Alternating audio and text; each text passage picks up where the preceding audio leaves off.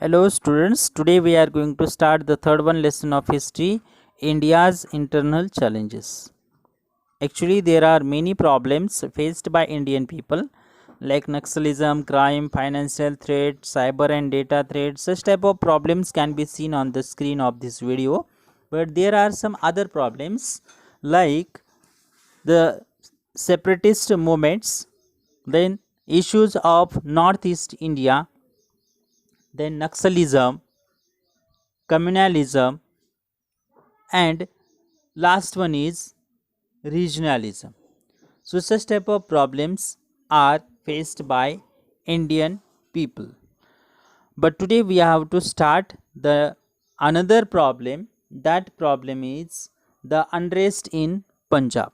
Why such type of unrest has taken place in Punjab, that we have to understand today.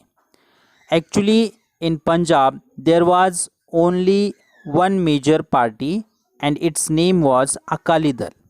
This party passed one resolution in 1973. In that resolution, they put some demands. They were demanding some extra things from government. Which demands or which type of requirements they were doing with the help of this Anandpur Sahib resolution, that we have to understand here. They were demanding Chandigarh. Chandigarh, actually it is a union territory, but they were demanding that that city should be included in Punjab.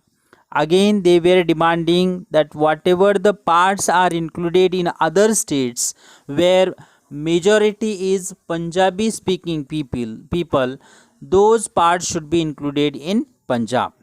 मतलब यहाँ पे Anandpur Sahib resolution जो कि अकाली दल के माध्यम से पास किया गया था 1973 में, उस रिजोल्यूशन में अकाली दल के माध्यम से कुछ मांगे यहाँ पे गवर्नमेंट के सामने रखी थी. अब ये मांगे कौन सी थी? तो चंडीगढ़ ये जो सिटी है उसको पंजाब में इंक्लूड किया जाए. उसके अलावा जो पंजाबी बोलने वाले जो लोग हैं जो कि दूसरे स्टेट्स में वो ऑलरेडी रहते हैं, ऐसे पार्ट्स को पंजाब में इंक्लूड किया जाए. उसके अलावा ज़्यादा से ज़्यादा पंजाबी लोगों को आर्मी में भर्ती किया जाए या आर्मी में उनको रिक्विपमेंट्स उनकी हो.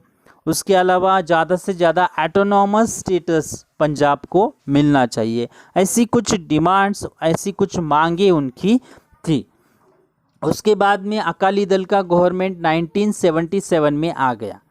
अब 1977 में अकाली दल ने गवर्नमेंट बनाया. उसके बाद भी उन्होंने कुछ डिमांड्स या कुछ मांगे यहाँ पे रखी थी, जैसे कि जो पंजाब को मिलने वाला जो रिवर वाटर था, पानी था, नदी का पानी, उसके बारे में भी उन्होंने ज़्यादा पानी उनको मिलना चाहिए, ऐसी मांग उन्होंने रखी थी. उसके अलावा अमृतसर जहाँ की गोल्डन टेम्पल है तो उसको होली सिटी का स्टेटस देना चाहिए. तो ये भी उनकी मांग यहाँ पे उन्होंने रखी थी.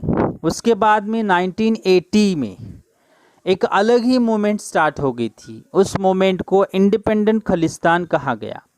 मतलब एक पंजाब जो है उसको सेपरेट, इंडिया से बाहर सेपरेट बनाने की मांग यहाँ पे कुछ लोगों के माध्यम से की गई थी. अब ये मांग जो है वो मांग अलग अलग माध्यम से होने लगी थी. जो एक्सट्रीमिस्ट पर्सन्स थे वो वायोलेशन के माध्यम से अपनी मांग रखते थे, और जो सॉफ्ट कॉर्नर वाले या जो एक्सट्रीमिस्ट नहीं थे उनका जो वे था वो अलग तरीके का था. तो अकाली दल के जो लीडर थे उस समय पे वो हरचरण सिंह लोंगोवाल थे. ये गोल्डन टेम्पल में से, अमृतसर के गोल्डन टेम्पल में से अपने एक्टिविस्ट को गाइड करते थे और इस मूवमेंट को आगे चलाने का काम इनके माध्यम से होता था. अब कुछ लीडर्स थे कि जो एक्सट्रीमिस्ट थे, उनमें भिंद्रावाले थे, जर्नैल सिंह भिंद्रावाले. तो इनको एक्सट्रीमिस्ट खालिस्तानी सपोर्टर कहा जाता है. तो इनके माध्यम से जो गोल्डन टेम्पल है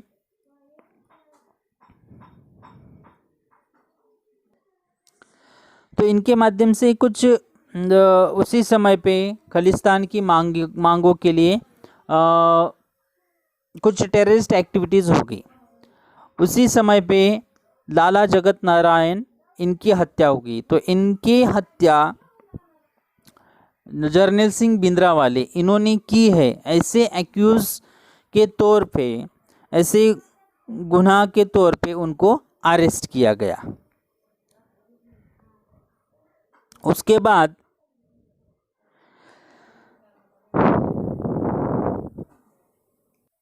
स्थिति बहुत ही ख़राब हो गई, और स्थिति बहुत ख़राब होने के कारण पंजाब में टेररिस्ट एक्टिविटीज़, वायलेंस, ये सब चीज़ें होने के कारण वहाँ पे प्रेसिडेंट रूल इम्पोज किया गया। उसके बाद यहाँ पे 1983 में प्रेसिडेंट रूल इम्पोज करने के बाद जर्नैल सिंह भिंद्रावाले अकाल तख्त भाग गए, तो वहाँ पे वो चले गए। उसके बाद जो गोल्डन टेम्पल था वहाँ पे उनकी जो सपोर्टर्स थे, एक्टिविस्ट थे, उन्होंने सैंड बैंक्स का एक बैरिकेड बनाया था उस गोल्डन टेम्पल के आसपास, और उस गोल्डन टेम्पल को एक फोर्ट का वहाँ पे शेप आ गया था। मतलब गोल्डन टेम्पल जो था वो एक फोर्ट जैसा बन गया था। तो इसके कारण जो पंजाब की स्थिति थी वो बहुत ही ख़राब होने लगी थी। ये डेमोक्रेटिक सिस्टम के लिए अच्छा नहीं था। तो ये एक बहुत बड़ा चैलेंज गवर्नमेंट के सामने था। तो इस चैलेंज को सॉल्व करने के लिए इंदिरा गांधी के माध्यम से एक ऑपरेशन स्टार्ट किया गया।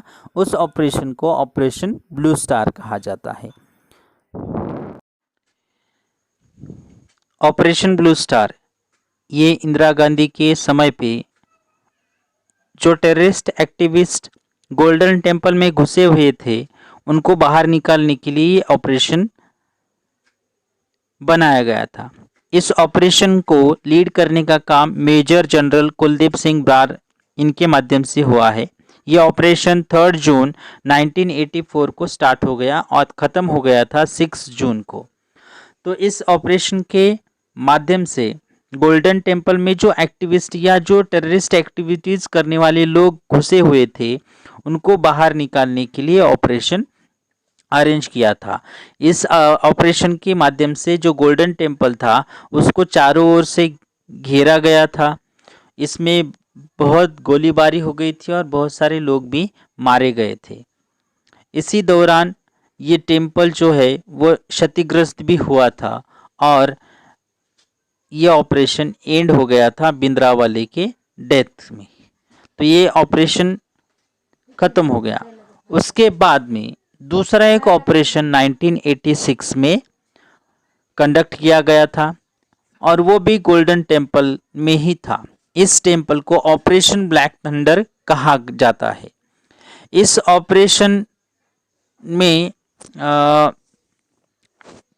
ऑपरेशन के बाद में पंजाब में शांति बहाल हो गई थी। तो इस ऑपरेशन ब्लैक थंडर के बाद पंजाब की स्थिति फिर से अच्छी होने लगी थी। पंजाब में शांति इस्टेब्लिश हो रही थी और पंजाब जो था वह अभी शांत हो रहा था। Thank you.